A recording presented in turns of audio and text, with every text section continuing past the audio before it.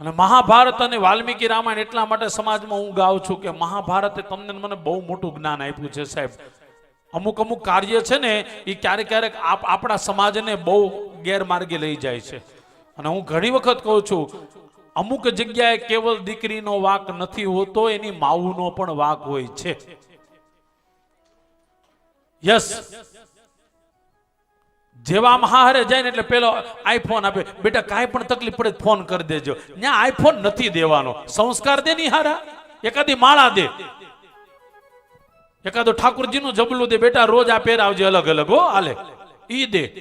આપણે આઈફોન, બેટા તકલીફ પડે ઓલે હવારમાં પડે, મમ્મી ચા બનાવી છું, હા તો પેલા શું નાખું, માથું નાખ.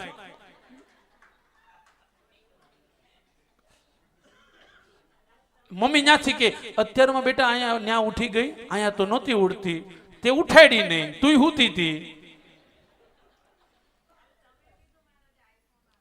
હે એ તો એક ફટાણું હતું, માફ કરજો. એ પણ ઓરિજિનલ વાત જ્યારે વ્યાસપીઠ ઉપરથી જ્યારે વાત આવે, એ ફટાણું તો આખી વાત અલગ છે.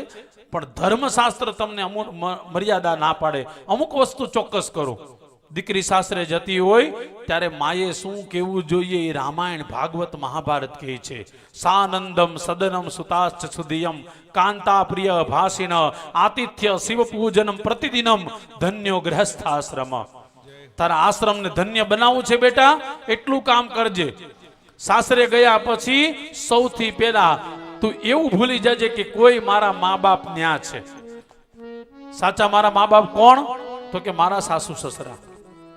હું તો ઘણી વાર કથામાં કહું છું, દીકરીને એની માં ચડાવતી બંધ થઈ જાય અને દીકરાને એની માં ચડાવતી બંધ થઈ જાય એટલે છૂટાછેડા બંધ થઈ જાય.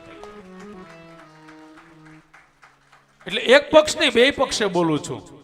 કારણ કે તકલીફ ત્યાં છે, અહીંથી ચાલુ રાખે ને ઓલા અહીંથી ચાલુ. હો આવી પછી તો મારો નથી, તો એ પૌણીને ઓલી લાવી છે 28 વર્ષ ત્યાં રહેતી ને હવે આવી છે, તો એ એનો થઈ જાય ને. અને એનો થાય એમાં તારો ફાયદો છે. તું હવે માર્કેટમાં જઈને જલસા કરીને તારી બેન પણ યારે કીટી પાર્ટી ઉજવી, મજા કર, ખૂબ જલસા, ખૂબ ભોગ ભોગ. હવે તમે તમારી રસ્તે થોડાક આમ મંદિરે જાઓ, આનંદ કરો, વહુ ને સોંપી દો. પણ નહીં, મારી સાસુએ મને જેટલી હેરાન કરી એનો બદલો બધો અહીંયા વાળવો છે. અને આ હવેની જે અત્યારે સામે જે બેઠા ને એની દુવિધા એ છે, હાહુ પાસેથી માર ખાધો અને વહુને કઈ કહી નથી શકતા, એટલે અંદર બળીતરા ઉપડી. આ એવું થઈ ગયું. હવે કરવું હું? કેટલો ડાયો છો બધું ખબર પડે મને. હા, કોથમરી જેવી. પ્લીઝ અમુક વસ્તુ મારે ખાસ ભાગવતની પીઠ ઉપરથી તમને ગમે છે એટલા માટે. અને એવું નહીં, સાચું છે ને એ બધાને ગમે છે પણ સ્વીકાર નથી કરતા. અને સ્વીકાર કરે તો જીવનમાં અમલ નથી કરી શકતા. દીકરી હારે જાય ત્યારે મા પ્રેમથી એટલું કહે ને, બેટા દુઃખ છે ને એ તો મેં જોયું છે, અને મારી કરતા વધારે તારી આપણી દાદીએ એને વધારે જોયું છે, પણ એને છૂટાછેડા કોઈ દી ન લીધા.